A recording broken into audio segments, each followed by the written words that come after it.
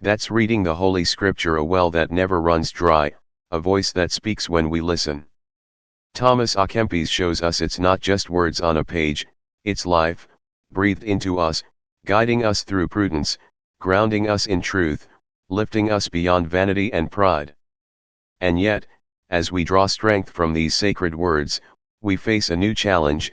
What do we do with the fire inside us, the desires, the passions that tug at our hearts? Thomas doesn't leave us wondering, he turns our gaze next to the wild currents of our affections, urging us to tame them with care. Part 6, Unbridled Affections. And so, with Scripture lighting our path and prudence steadying our steps, we come to a crossroads of the soul, unbridled affections. Thomas à Kempis peers into the human heart and sees a restless sea waves of longing, love, anger, joy, all crashing against the shores of our will. He writes, whenever a man desires anything inordinately, he becomes restless within himself. Unbridled affections, these are the unchecked urges, the runaway passions that promise fulfillment but often leave us shipwrecked. Thomas doesn't call us to kill our feelings, he calls us to harness them, to align them with the truth we've found, so they lift us up rather than drag us under. Let's begin with a story. Meet Carlos, a 29-year-old artist with a heart as big as his dreams. He's talented, his paintings burst with color, emotion, but he's also impulsive. One day, he falls hard for a woman he meets at a gallery opening. She's charming, mysterious, and within a week, Carlos is all in, writing her poems, skipping work to see her, dreaming of a future together. Friends warn him, slow down, you barely know her, but he brushes them off. This is it, he insists, I feel it. 3 months later, she's gone, moved on without a word, and Carlos is a mess, his art stalled, his spirit crushed. That's unbridled affection, a fire that burned too fast, too wild, leaving ashes instead of warmth. Thomas would sit with Carlos and say, your heart's not wrong to love, but it must love wisely. He's not against passion after all. Christ wept, rejoiced, felt deeply, but he warns us against letting it rule us. Unbridled affections are like a horse without reins, they'll carry you somewhere, sure, but not always where you need to go. The trick, Thomas says, is to temper them with reason, to test them against Scripture's truth, to ask, does this lead me closer to peace, or further from it? Here's another tale. Picture Emily, a 40-year-old manager with a temper that flares like a match. She's good at her job, sharp, decisive, but when stress hits, she snaps. One day, a co-worker misses a deadline, and Emily lets loose, words sharp as knives, frustration spilling over. Later, she's alone in her office, head in her hands, regretting it all. Why can't I stop? She mutters. She's not a bad person, she's just caught in a storm of unbridled anger, a passion that takes the will before she can think.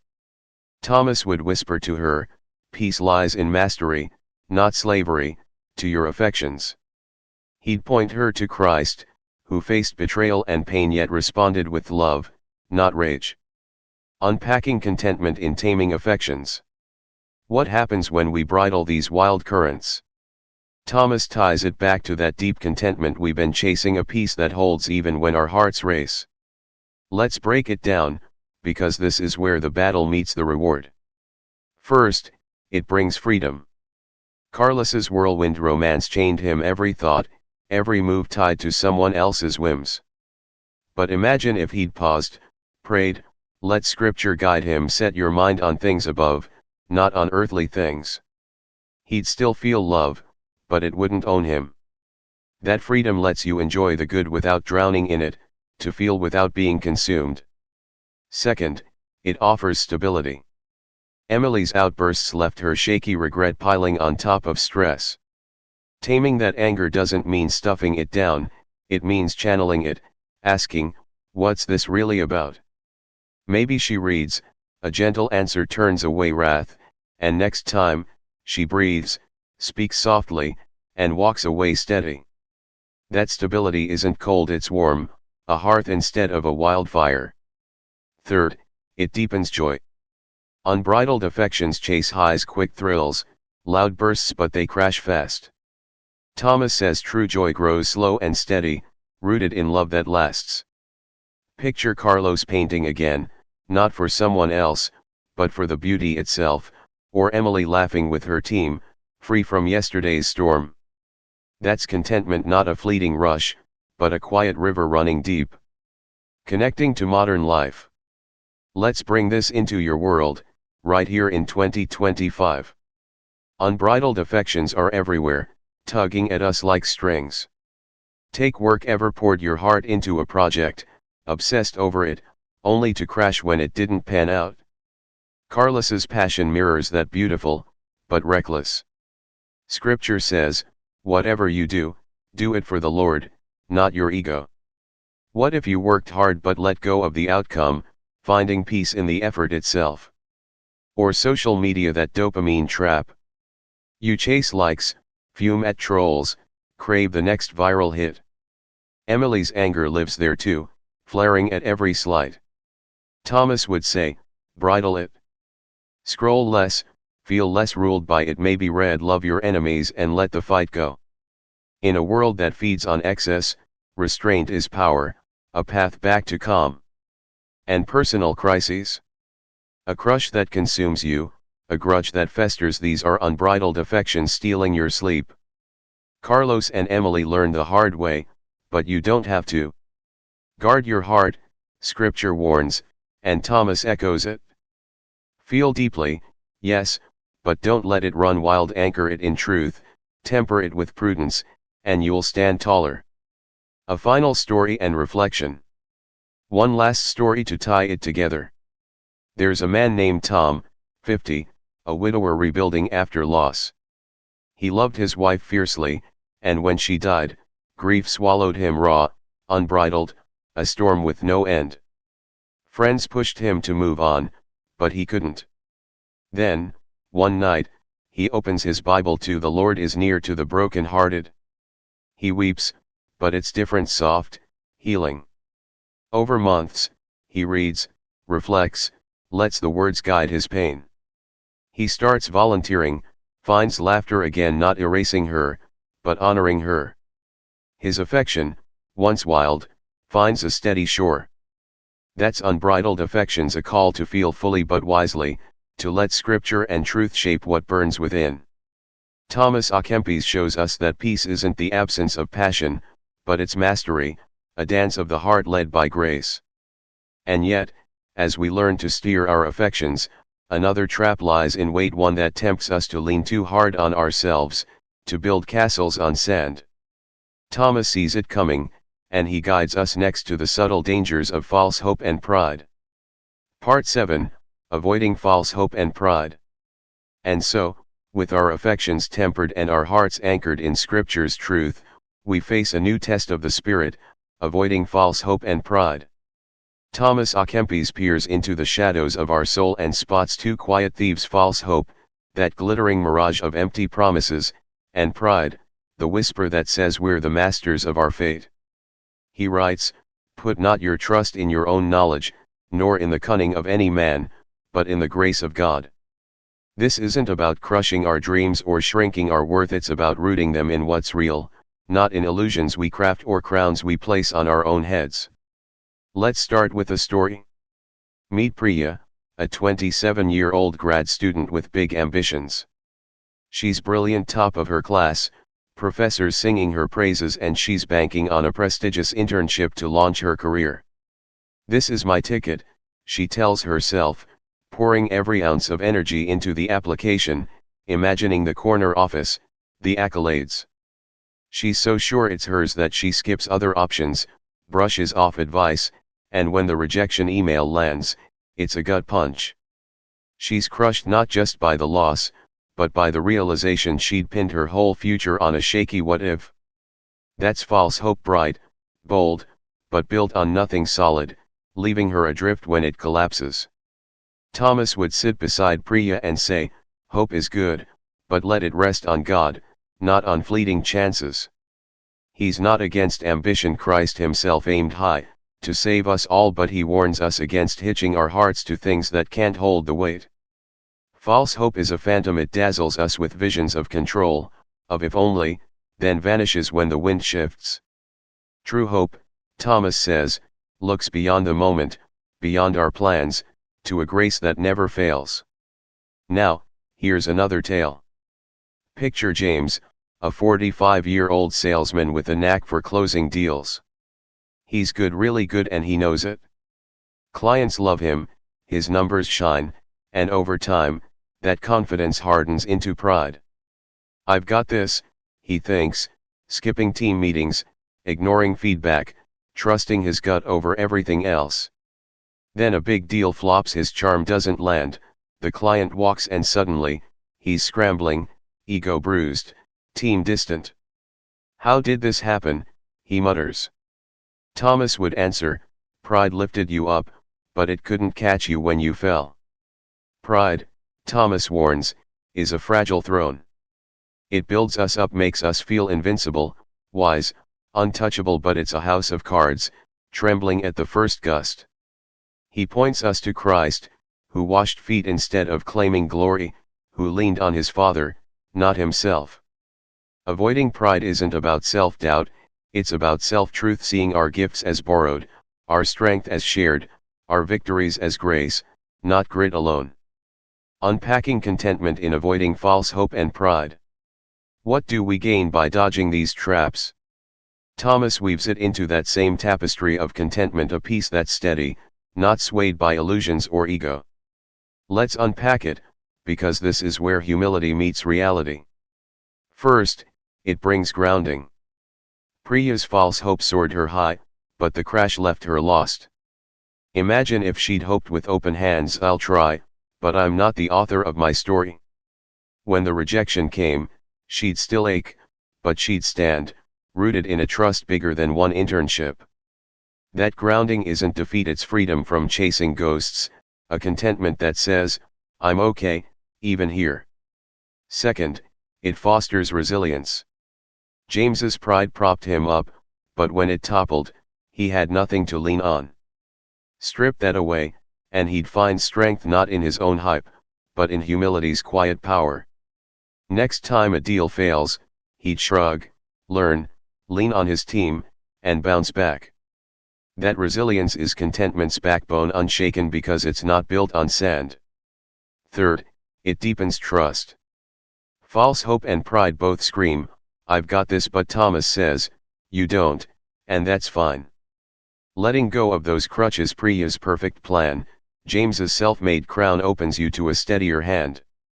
My grace is sufficient, Scripture promises, and that trust turns shaky dreams into solid peace, a joy that doesn't flicker with every wind. Connecting to modern life. Let's bring this to your doorstep, right here in 2025. False hope and pride sneak into our daily grind like uninvited guests.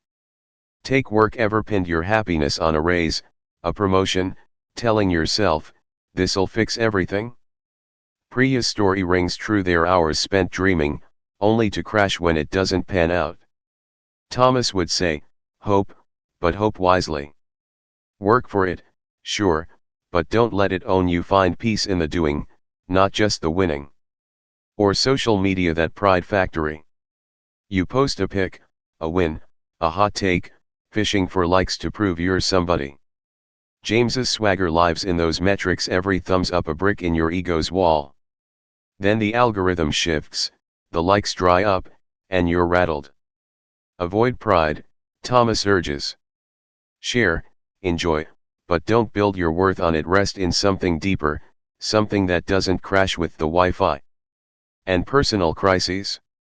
A goal that flops, a dream deferred. False hope whispers, this was your shot, while pride growls, you should have done better. Thomas cuts through, let it go.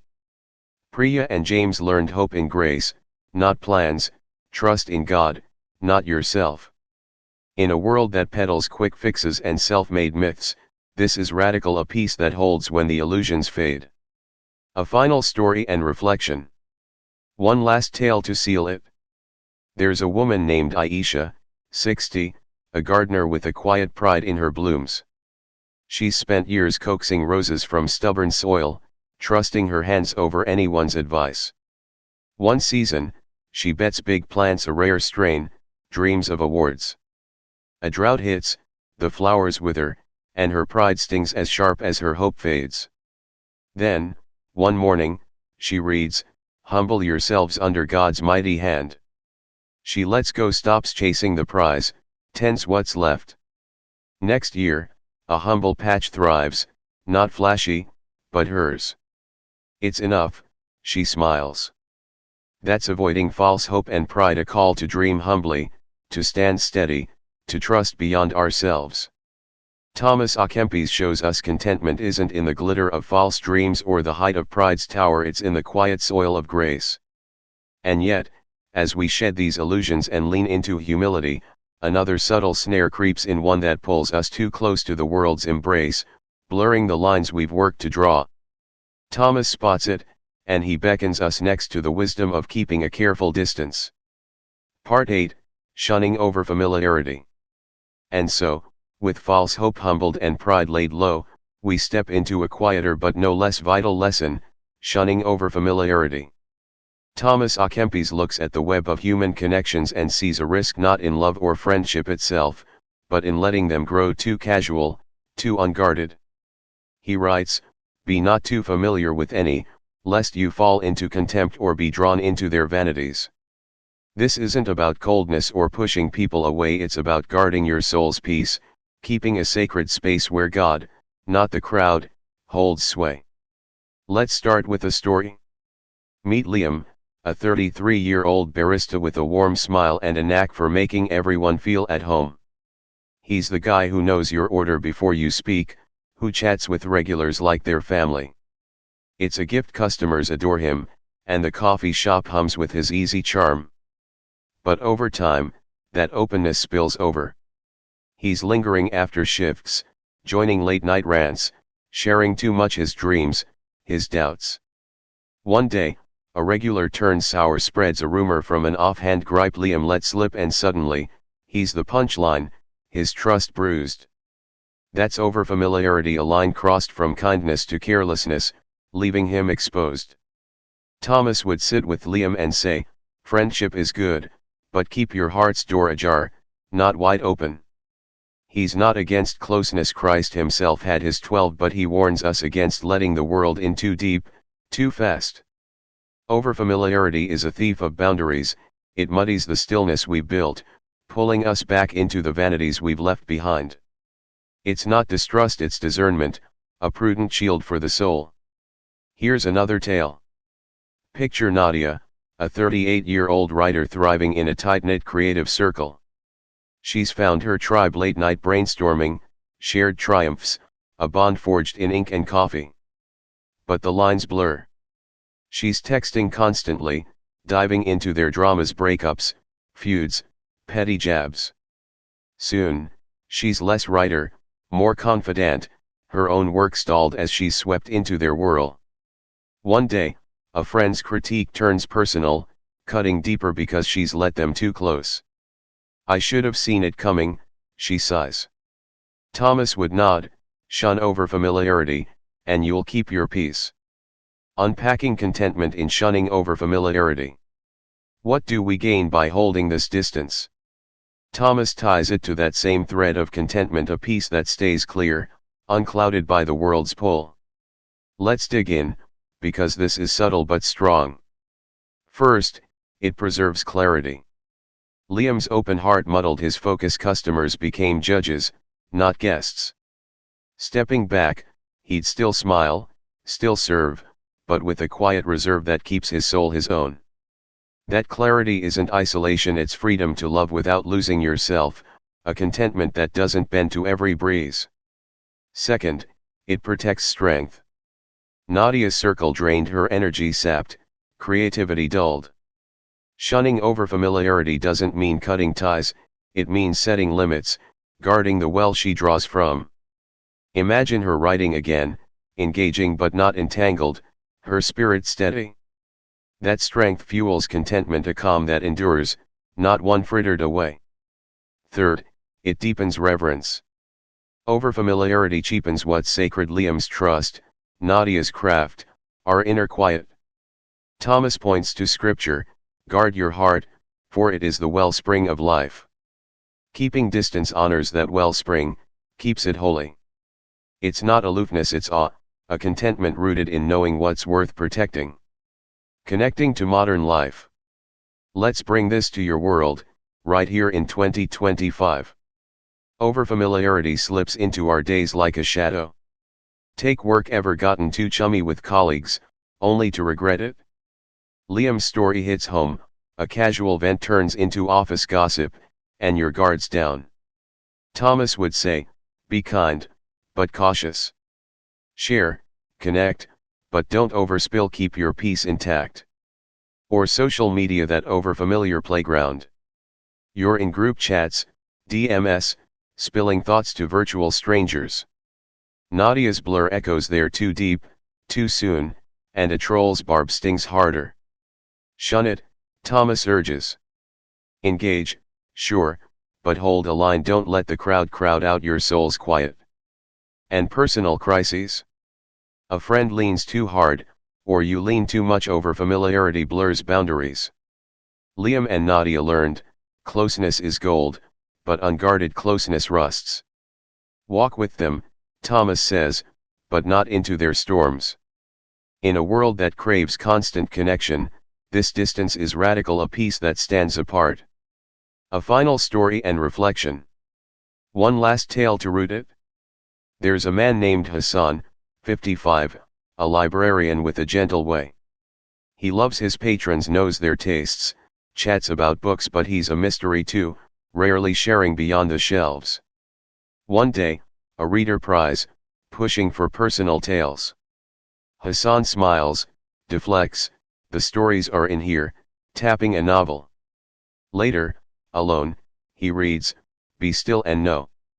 His quiet holds no rumors, no tangles, just calm. It's my space, he says. That's shunning overfamiliarity, a call to love wisely, to guard the sacred, to stand steady amid the pull. Thomas A. Kempis shows us contentment isn't in the crowd's embrace, but in the stillness we keep for ourselves and God. And yet, as we carve out this sacred distance, we're faced with a deeper call, one that asks us not just to step back from the world, but to bend our will to something greater. Thomas sees this next step, and he leads us gently into the strength of obedience and subjection. Part 9, Obedience and Subjection. And so, with our hearts guarded and our peace preserved through careful distance, we arrive at a lesson that tests our deepest resolve, obedience and subjection. Thomas A. Kempis looks at the human spirit, so quick to claim freedom, so slow to yield, and offers a paradox: true liberty lies in surrender. He writes, it is a great thing to be obedient, to live under a superior, and not to be at our own disposal. This isn't about weakness or blind submission, it's about trusting a higher will, aligning our restless selves with a purpose beyond our own making. Let's begin with a story. Meet Grace, a 30-year-old chef in a high-pressure kitchen. She's skilled, creative, used to running her own show from her days at a small cafe. Now, she's under a head chef strict, exacting, quick to correct her every move. More salt, he barks, or too slow, and Grace bristles. I know what I'm doing, she fumes silently, tempted to argue or sneak her own way. One night, though, she's exhausted, and instead of fighting, she follows his lead, chops as he says, seasons to his taste. The dish comes out flawless, better than her own, and the praise stings a little less. She mutters, maybe he's onto something. That's obedience, swallowing pride, bending to learn, finding strength in yielding. Thomas would nod to Grace and say, peace comes when you let go of ruling yourself. He's not preaching servitude, Christ himself served, yet led, but he warns against the chaos of a will untamed. Obedience, he says, is a discipline that frees us from our own folly, a subjection that lifts us above our stubbornness. It's not about losing yourself, it's about finding yourself in a bigger plan. Here's another tale. Picture Daniel, a 42-year-old father and mechanic, fiercely independent. He's built his life on grit, fixes cars his way, raises his kids his way. But lately, his teenage son's rebel streak mirrors his own, defiant, loud, and their house is a battlefield. One Sunday, Daniel hears a sermon on honor your father and mother, and it flips. If I expect that, he thinks, what do I owe?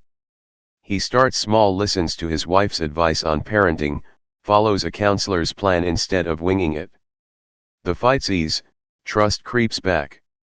Subjection, he finds, isn't defeat, it's a bridge. Unpacking contentment in obedience and subjection. What does this yielding bring us? Thomas weaves it into that same fabric of contentment, a peace that grows when we stop wrestling for control. Let's break it down, because this is tough but transformative. First, it brings harmony. Grace's kitchen clash softened when she obeyed, not because she gave up, but because she joined a rhythm bigger than her own. That harmony isn't forced, it's a quiet song, a contentment that flows when you're not the only voice shouting. Second, it builds humility. Daniel's lone wolf pride cracked under subjection, and what rose was stronger, a man who could bend without breaking. Submit yourselves one to another, Scripture says, and that bowing down lifted him up. Contentment here isn't loud, it's a steady pulse, free from the need to rule. Third, it deepens trust. Obedience asks faith, Grace trusting her chef's eye, Daniel trusting a plan not his own. Thomas points to Christ, obedient even to the cross, and says, there's your peace. It's not blind, it's bold, a contentment that rests in a will wiser than ours, a grace that holds when we let go. Connecting to modern life. Let's bring this to your world, right here in 2025. Obedience and subjection feel countercultural, freedom's our anthem, right?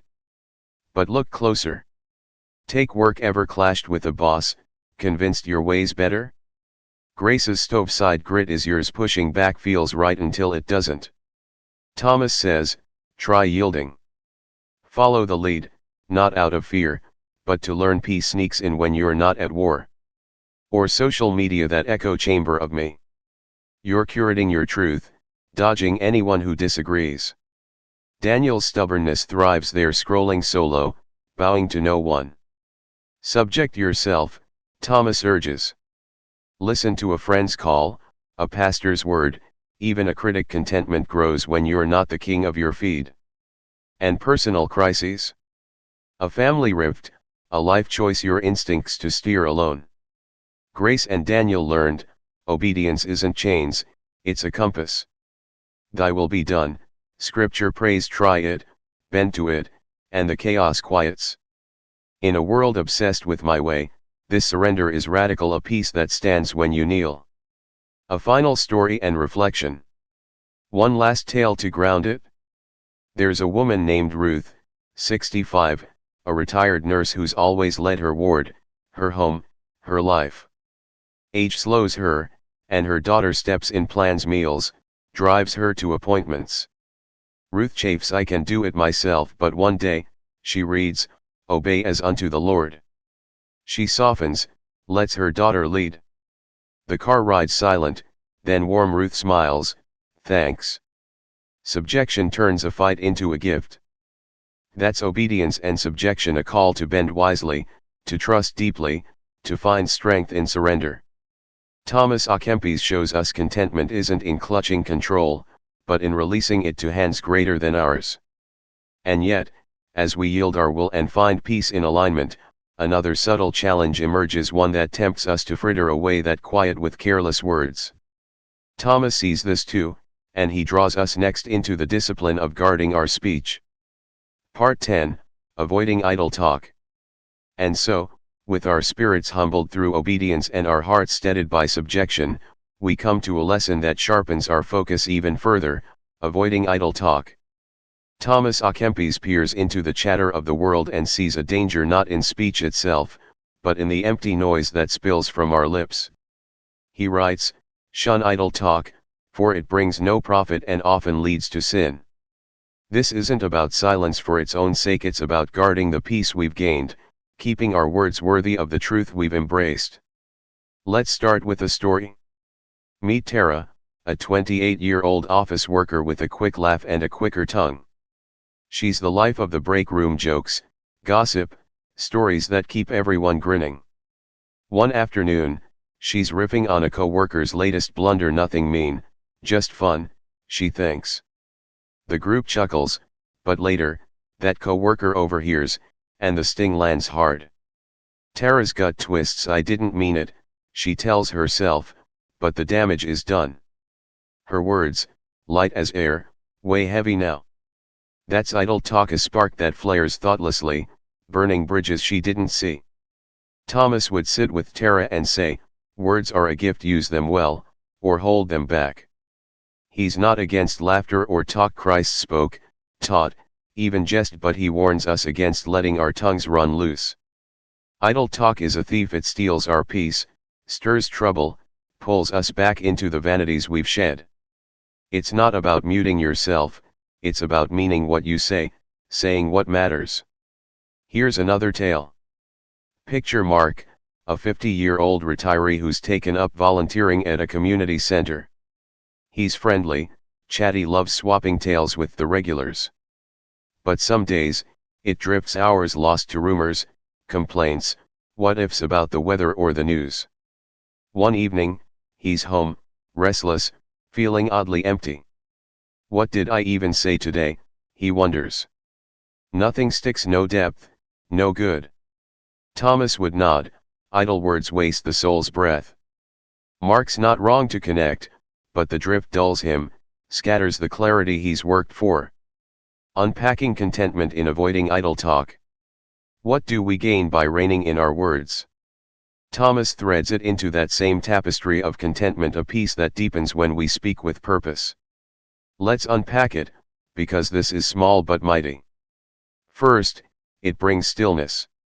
Tara's chatter broke her calm, guilt crept in where laughter faded.